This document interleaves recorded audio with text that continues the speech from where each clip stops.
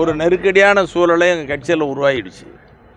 இதை சரி செய்யணுங்கிறதா நாங்கள்லாம் தீவிரமாக முயற்சி பண்ணுறோம். இப்போ 45 வருஷம் ஒழிச்சிட்டு இருக்கிற ஜி.கே. மணி எங்கள் கட்சி சிதறி போகணும் அப்படின்னு நினைப்பேன்.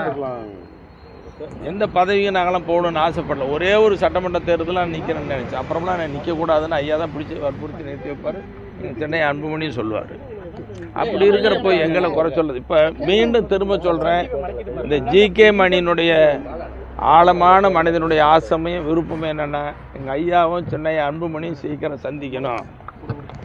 சந்தித்தாங்க, நல்ல முடிவுன்னா அதுதான் மிகப்பெரிய மகிழ்ச்சி.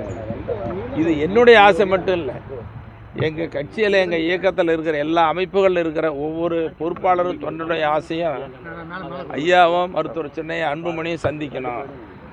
அப்படி சந்திச்சிட்டாங்கன்னாவே எல்லாம் எம்பி குதிக்க ஆரம்பிச்சிருவாங்க. அவ்வளோ உற்சாகமாக இருப்பாங்க. அந்த நேரம் வரும்னு தான் எதிர்பார்த்து தொடர்ந்து பேசிகிட்டு இருக்கிறோம். நீங்கள் கேள்வி மேலே கேள்வியாக கேட்குறீங்க. பொறுப்பாளர்கள் மாற்றினது நான் உண்மையை சொல்கிறேன். இந்த செய்தி கேட்டால் உள்ளே போய் என் மேலே கோவப்படுவார், சத்தம் போடுவார்.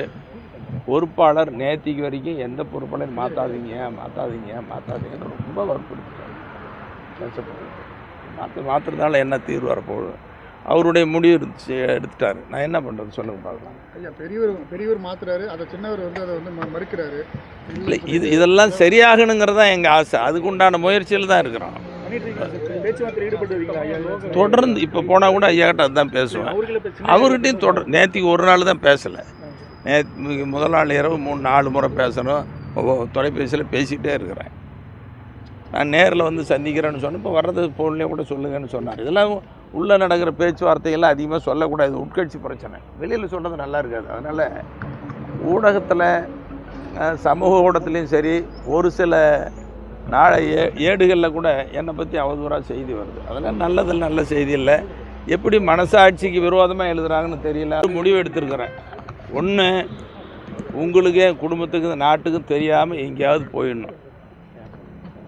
யாருக்கும் கண்ணில் படக்கூடாது, உங்களுக்கும் படக்கூடாது, எங்கள் கட்சிக்காரங்களும் குடும்பத்துக்கு யாரும் படாமல் ஓடி போயிடணும். அப்படி இல்லைன்னு சொன்னால் நான் உயிரோடு இருக்கக்கூடாது. இது 2 தான் முடிவுங்கிற நிலையில் இப்போ பேசிகிட்டு இருக்கிறேன். எவ்வளோ கஷ்டமாக இருந்தால் பேசுவோம். இதெல்லாம் உங்கள்கிட்ட சொல்லலாமல் ஒரு ஊடகத்தில் சொல்லக்கூடிய செய்தி அது. எவ்வளோ வேதனை இருந்தால் நான் இதெல்லாம் சொல்லுவேன். அப்போ இதுக்கெல்லாம் என்ன காரணம்? எங்கள் கட்சியில் நடக்கக்கூடிய சம்பவங்கள் ஒன்றும் ஐயோ வேதனையாக இருக்குது, இது சரி ஒன்று. உடனே எங்கள் சொன்னதை வாபஸ் வாங்கினாரு. எப்படி வாபஸ் வாங்க மாட்டேன், சரியாகுங்க முதல்ல அப்படின்னு அவங்ககிட்ட சண்டை போட்டுட்ருக்கேன். நடக்கிறதெல்லாம் எவ்வளோ கஷ்டமாக இருக்குது.